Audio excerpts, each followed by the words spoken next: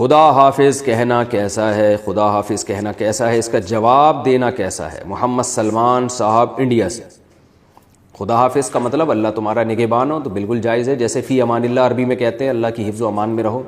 تو بالکل جائز ہے۔ دعا ہے یہ اصل میں، تو کسی سے جاتے ہوئے دعائیں دینا، کسی بھی الفاظ کے ساتھ دعائیں دی جا سکتی ہیں، نہ اللہ کی طرف سے پابندی ہے، نہ گورنمنٹ کی طرف سے اس پہ کوئی پابندی ہے۔ تو ناجائز ہونے کی جب تک دلیل نہیں ہوگی تو اس دعا کو جائز ہی کہا جائے گا، کوئی بھی دعا دی جا سکتی ہے۔ تو ہاں یہ کہہ سکتے ہیں کہ خدا کا لفظ استعمال کرنا تو بہتر تو یہی ہے کہ اللہ کا لفظ استعمال کیا جائے، لیکن خدا بھی جائز ہے، کیونکہ خدا فارسی میں گاڈ کو کہا جاتا ہے، گاڈ انگلش میں خدا کو کہا جاتا ہے، تو کوئی بھی معبود اس کے لیے عربی کا لفظ استعمال کرنا ضروری نہیں ہے۔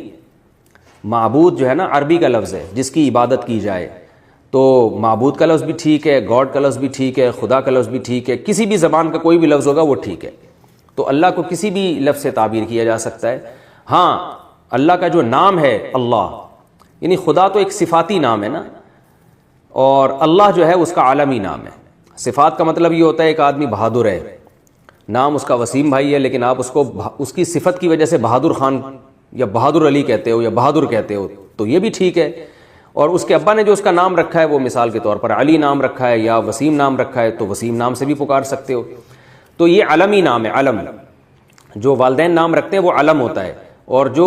پبلک جس نام سے یاد کرتی ہے اس کی صفات کی وجہ سے وہ صفاتی نام کہلاتا ہے۔ تو اللہ کے بہت سارے صفاتی نام ہیں، ان میں وہ عربی میں ہونا ضروری نہیں ہے، جیسے رحمان ہے، رحیم ہے، کریم ہے، غفار ہے، اور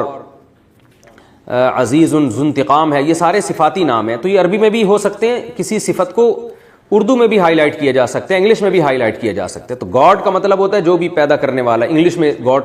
جو بھی جس کی بھی عبادت کی جائے، جو آسمانوں پر ہے اور اپنے بندوں کی نگرانی کر رہا ہے، فارسی میں اس کو خدا کہتے ہیں۔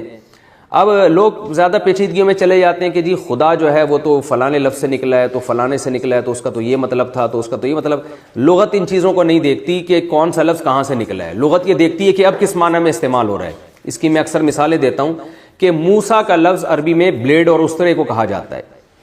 حالانکہ موسیٰ علیہ السلام تو ایک پیغمبر بھی تھے۔ تو فقہا موسیٰ کا لفظ استعمال کرتے ہیں جگہ جگہ کہ سر کے بالوں کو موسیٰ کے ذریعے کاٹ سکتے ہیں آپ، تو کیوں یہاں کسی اور